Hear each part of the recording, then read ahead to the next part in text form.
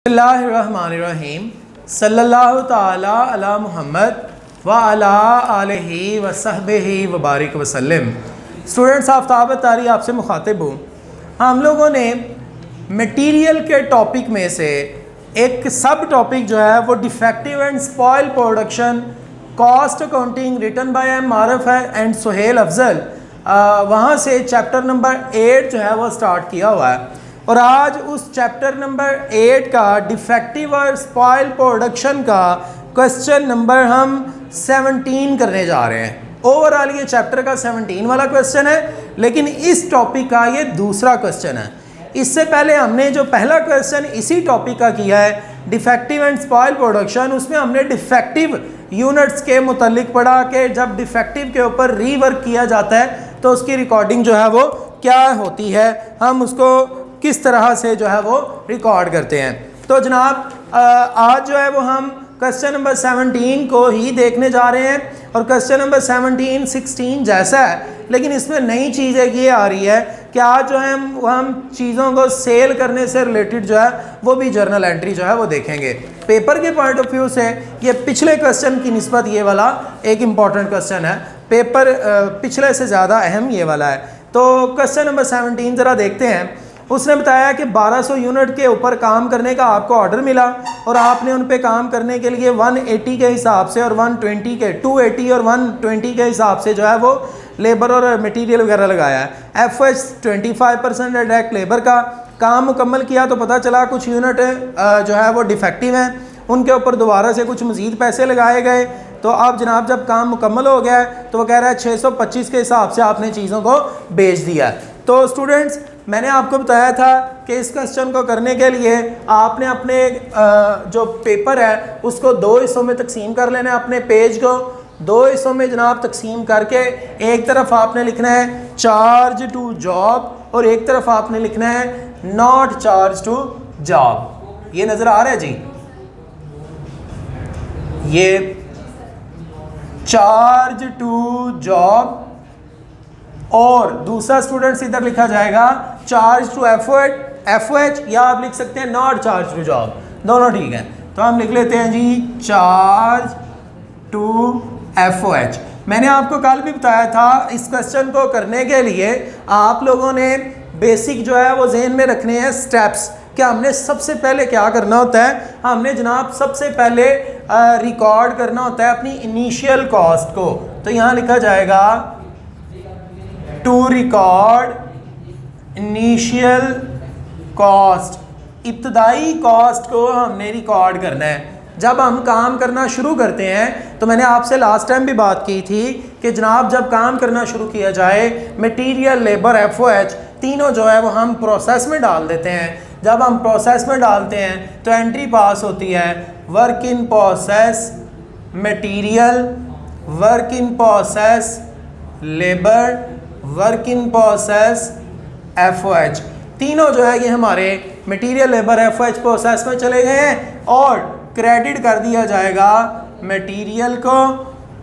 Labour की जगह हम लिखते हैं स्टूडेंट्स पेरोल, क्योंकि हमने पेमेंट करनी होती है पेरोल, और साथ में क्रेडिट किया जाता है एफओएच अप्लाइड को।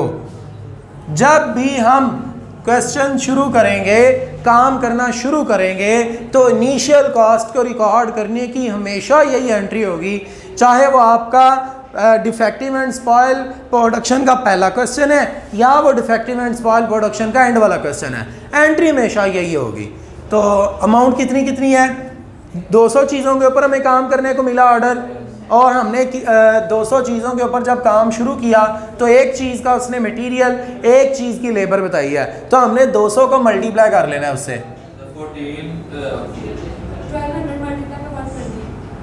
1200 जी, 1200 मल्टीप्लाई बाय 120, मतलब 1200 चीज़ों के ऊपर काम करने का ऑर्डर मिला है। मैं 200 कह रहा था जनाब, हमें ऑर्डर मिला है जी 1200 चीज़ों के ऊपर काम करने का ऑर्डर मिला है। तो 1200 चीज़ों पे 120 के हिसाब से मटेरियल लगा, तो कितना मटेरियल 1,44,000 मटेरियल, और 1200 यूनिट्स के ऊपर हमें लेबर लगाई किस रेट से 280 के हिसाब से। लेबर कितनी हो गई 3,36,000 और FOH जो है वो लेबर का 25% है। क्या आया?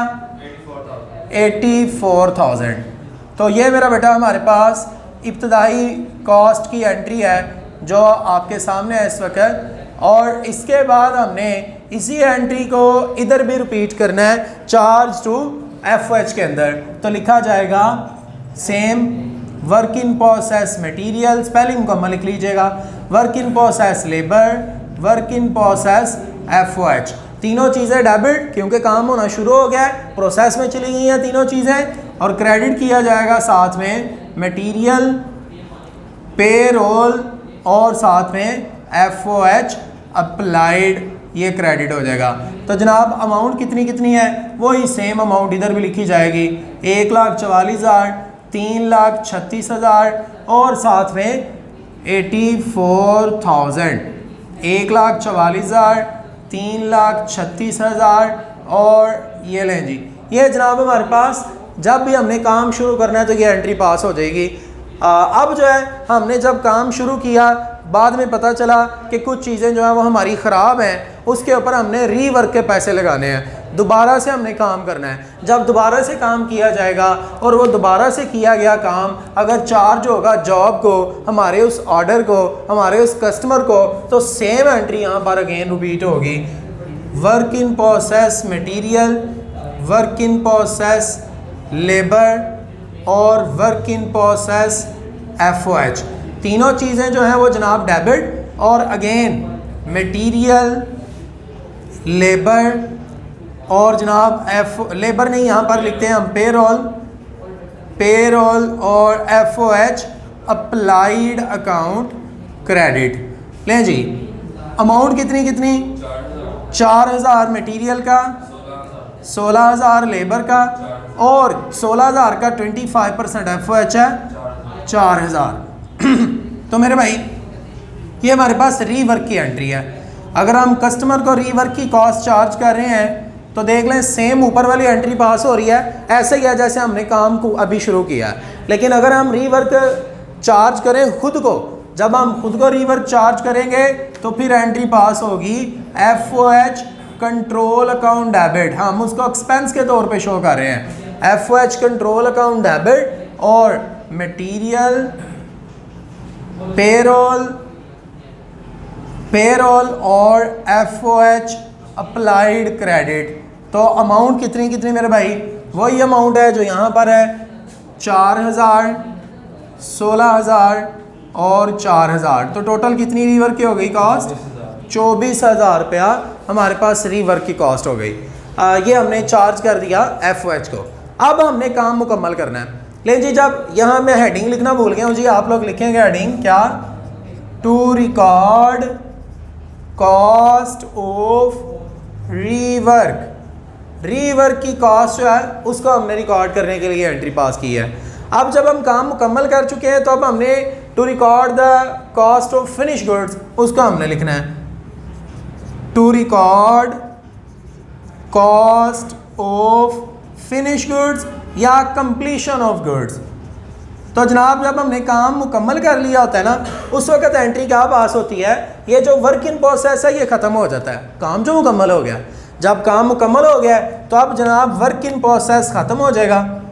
वर्क इन प्रोसेस ये ख़त्म होना है तो हमने इसे क्रेडिट करना है। तो हम डेबिट किसको करेंगे? डेबिट हम करेंगे फिनिश गुड्स को। ये आपके एसेट के तौर पे डेबिट, क्योंकि चीज़ें मुकम्मल हो गई हैं। तो अब वर्क इन प्रोसेस ख़त्म हो गया है। Work in process material, work in process labour और वर्क इन प्रोसेस FOH, तीनों जो है ये जनाब क्रेडिट हो गए हैं, ये ख़त्म हो चुके हैं क्योंकि काम मुकम्मल हो गया। तो यहाँ पर देखें work in process material debit है 1,44,000 से और material work in process again debit है 4,000 से। दोनों को प्लस करके हम क्रेडिट करेंगे 1,48,000। अगला 3,52,000 और उससे नेक्स्ट 88,000। चीज़ कितने की मुकम्मल हुई? 5,88,000 में हमारी चीज़ें मुकम्मल हो गई। अब यहाँ पर भी हमने कंप्लीशन ऑफ गुड्स की एंट्री पास करनी है। यहाँ सिर्फ ये वाला वर्क इन प्रोसेस डेबिट है और वर्क इन प्रोसेस नहीं है, तो इसी को क्रेडिट कर दें चीज़ मुकम्मल हो चुकी है तो जनाब फिनिश गुड्स अकाउंट को डेबिट और work in process material, work in process labour, work in process FOH, ये तीनों क्रेडिट। अमाउंट कितनी हुई? 1,44,000, 3,36,000 और जनाब 84,000। ये जनाब इन सब को आप प्लस कर लें तो चीज़ कितने में बनी? 5,68,000 की फिनिश गुड्स हैं। अब उसने कहा है कि आपने कस्टमर को ना गुड यूनिट सेल भी करने हैं। ये स्टूडेंट्स आज हमारा नया पॉइंट है, तो ये मुझे बताइएगा, नज़र आ रहा है? चलें आ जाएं जी, इधर आ जाएं। हम अगले पेज पे आ गए हैं जनाब। अगले पेज पे फिर से हमने अपने पेज को दो हिस्सों में जो है वो तकसीम कर लिया है और अब यहाँ पर हम हेडिंग देंगे to record the sale of goods, या पहले उससे पहले कॉस्ट रिकॉर्ड करें। To record sale of goods. तो याद रखिएगा स्टूडेंट्स, जब भी आप चीज़ें बेचेंगे तो चीज़ें बेचते हुए आप लोग दो एंट्रीज पास करेंगे। एक तो जिन चीज़ों को बेच रहे हो उनकी कॉस्ट कितनी है और दूसरा फिर उनकी सेल की एंट्री। तो जब आप जिन चीज़ों को बेच रहे हैं उनकी कॉस्ट कितनी है वो जब आप लिखेंगे तो एंट्री पास होगी cost of goods sold debit, CGS account debit, और चीज़ें जब बेचोगे तो फिनिश गुड्स अकाउंट क्रेडिट। ये पहले मुकम्मल लिखिएगा जी। तो फिनिश गुड्स अकाउंट क्रेडिट। हम किन चीज़ों को बेच रहे हैं? हम बेच रहे हैं 5,88,000 वाली चीज़ों को। तो जो 5,88,000 वाली चीज़ें हैं उनकी कॉस्ट ये है, इनको हमने एक्सपेंस के तौर पे कॉस्ट ऑफ गुड्स सोल्ड को डेबिट कर दिया है, और चीज़ें बेचने से गुड्स आपकी कमी हो गई है, एसेट में कमी हो गई, तो आप जो है उसे क्रेडिट कर रहे हैं। और आप जब चीज़ों को बेच रहे हैं तो चीज़ें बेचते हुए आपको पैसे मिलेंगे। अगर आपको नकद पैसे मिल गए हैं तो कैश डेबिट, और अगर उधार है तो अकाउंट रिसीवेबल डेबिट। क्या उसने बोला है नकद है? कैश बोला हुआ है, फॉर कैश लिखा है।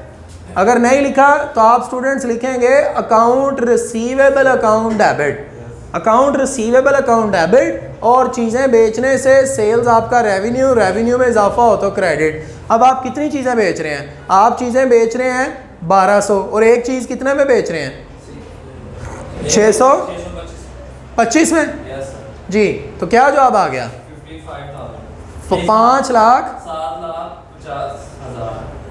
7,50,000। लें जी, 7,50,000 रुपये में आपने चीज़ें बेच दी हैं। यहाँ पर भी जब हम दूसरे उस तरफ चार्ज टू FOH में आएंगे वहाँ एंट्री तो सेम पास होगी, cost of goods sold debit, लेकिन ये नज़र नहीं आ रहा जी। अच्छा स्टूडेंट्स, अगर ये नज़र नहीं आ रहा तो मैं यहाँ नीचे कर रहा हूँ चार्ज टू FOH वाली एंट्री यहाँ पर, ठीक है जी। आप लोग बहरहाल इधर साथ में ही करेंगे, आप लोग यहाँ पे करेंगे पेज के साथ में, जो आपने दो हिस्सों में पेज को आपने कन्वर्ट किया होगा। लेकिन हमारे पास क्योंकि यहाँ पर वो वाइट बोर्ड पे नज़र नहीं आ रहा, सो मैं जो है वो इसको यहाँ नीचे कर रहा हूँ। आपका ये वाला एक हिस्सा कंप्लीट हो गया। अब जो इसके नीचे एंट्री होनी है ना वो असल में हम करने लगे हैं। ये यहाँ स्पेस है, नज़र आ रहा है? ये वाला थोड़ी सी है, चले इधर ही कर लेते हैं। तो ये जनाब इसका जो बकिया हिस्सा है ना ये मैं यहाँ लेके आ रहा हूँ।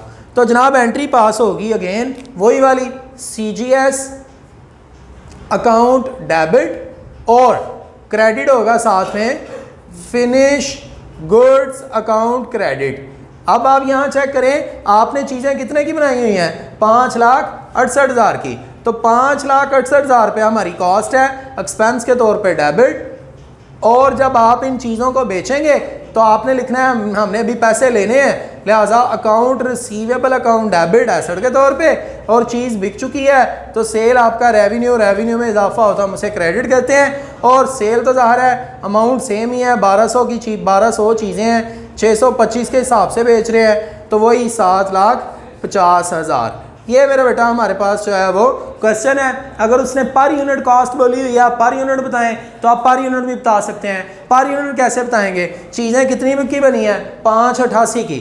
5,88,000 को आप डिवाइड कर दे 1200 पे, आपको एक चीज़ की कॉस्ट मिल जाएगी। यहाँ चीज़ कितने की बनी है? 568 की। तो 5,68,000 को आप 1200 पे डिवाइड कर दें तो आपको एक चीज़ की कॉस्ट मिल जाएगी। तो आपको यहाँ पर भी पर यूनिट कॉस्ट मिल सकती है और यहाँ पर भी। तो ये बहरहाल ओवरऑल आपका क्वेश्चन है। आज की ये 2 एंट्रीज जो हैं वो न्यू है कि जब हम चीज़ों को बेचते हैं तो चीज़ों को बेचते हुए पहले उनकी कॉस्ट को रिकॉर्ड करना है, फिर उनकी सेल की एंट्री पास करनी है। सेम इसमें भी पहले उसकी कॉस्ट को रिकॉर्ड किया, फिर सेल की एंट्री पास हुई।